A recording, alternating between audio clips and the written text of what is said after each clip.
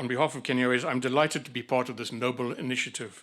geared towards breaking the illegal chains of unlawful commercialization of our elephants and other endangered species.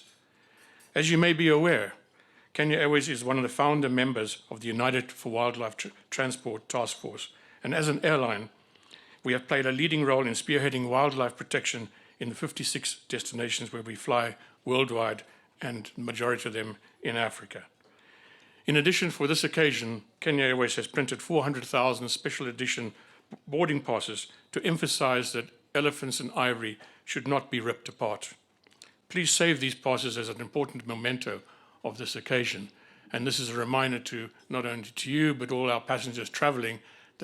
of this campaign in advance of the CITES conference in Geneva in August. We as Kenya Airways have adopted a zero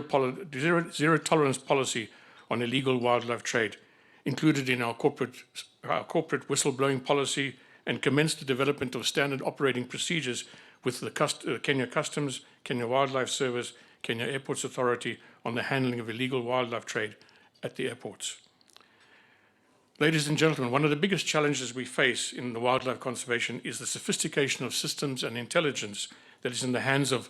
the illegal wildlife syndicates around the world.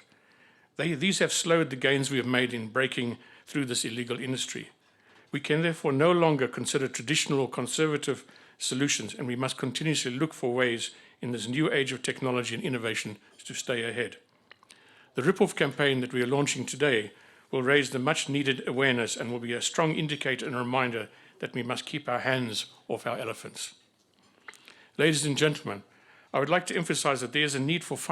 more financing, for more effective monitoring and enforcement, as well as the reduction of consumer demand to stop ivory trade, whose earnings amount to over $19 billion per annum in illicit profit and the death of over 30,000 elephants a year. I thank the government of Kenya, and particularly the